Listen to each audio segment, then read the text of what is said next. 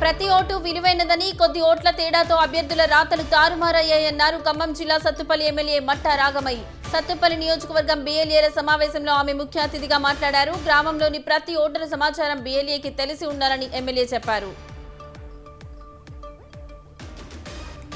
నిర్మల్ జిల్లా ఎల్వి గ్రామ యువకుడు బాలాజీ కోతుల బెడద నుంచి పంటలను రక్షించేందుకు కొత్త ఉపాయం కనిపెట్టాడు. ఎలుగుబంటి వేషంతో రోడ్లపై తిరుగుతూ కోతులను తరుముతున్నాడు. 10 ఏళ్లలో తమ గ్రామంలో సుమారు 200కి పైగా కోతులు దాడి చేసినట్లు కేసులు నమోదయ్యాయని బాలాజీ తెలిపాడు. విద్యాశాఖ మంత్రి లోకేష్ రాజీనామా చేయాలని వైసీపీ విద్యార్థి యువజన విభాగం ఏలూరులో నిరసన ర్యాలీ చేపట్టింది. పరీక్షలు రాయకుండా బాబు జమానాలో ఉద్యోగాలు ఎలా ఇస్తారని నిరసనకారులు ప్రశ్నించారు. రాష్ట్రంలో అన్యాయానికి గురవుతున్న యువకులు, విద్యార్థులు, నిరుద్యోగులకు సంఘీభావంగా నిరసన ర్యాలీ చేపట్టినట్లు చెప్పారు. రాష్ట్ర ప్రభుత్వం ఇటీవల 2500 పోలీసు ఉద్యోగాల కోసం ఇచ్చిన నోటిఫికేషన్ పై నిరుద్యోగులు కాకినాడలో భారీ నిరసన చేపట్టారు.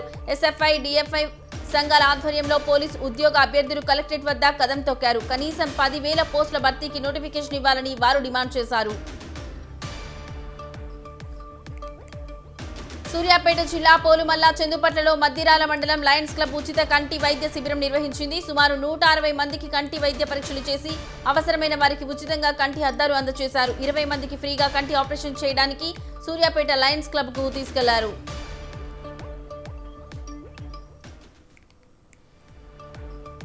విద్యార్థిని అంజమ్మ పరీక్ష ఫలితంపై తప్పుడు నివేదిక ఇచ్చిన మంచిర్యాల జిల్లా డీఈఓపై చర్యకు పీడీఎస్యూ డిమాండ్ చేసింది. నిజం తెలుసుకోకుండా రిపోర్ట్ ఇవ్వడంపై పీడీఎస్యూ జిల్లా ప్రధాన కార్యదర్శి శ్రీకాంత్ ఫైర్ అయ్యారు. సప్లిమెంటరీ పరీక్ష రాసిన దండేపల్లి విద్యార్థిని అంజమ్మ అసలు హాజరే కాలేదని రిపోర్ట్ రావడమేంటని ఫైర్ అయ్యారు. హీరో రామ్ చరణ్ త్వరగా కోలుకోవాలని కోనసీమ జిల్లా ఆయనవిల్లి విఘ్నేశ్వర స్వామి గుడిలో మెగా యూత్ ఫోర్స్ ప్రత్యేక పూజలు చేశారు. ఇటీవల సినిమా షూటింగ్ లో గాయపడిన రామ్ చరణ్ కు కోయంబత్తూరు ఆసుపత్రిలో ఆపరేషన్ జరిగింది. మెగా యూత్ ఫోర్స్ జిల్లా సభ్యులు చిన్న, బాబీ, చిట్టి తదితరులు పూజలు చేశారు.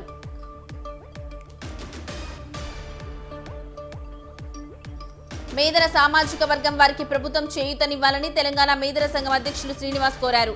మేదర కుల వృత్తి అంతరించిపోతుండటంతో డెకరేషన్ పనులకు వారు వెళ్తున్నారని చెప్పారు. సాంప్రదాయమైన చేటలు, గంపలు, బుట్టలకు ఇప్పుడు ఆదరణ లేకుండా పోయిందని ఆయన విచారణ వ్యక్తం చేశారు.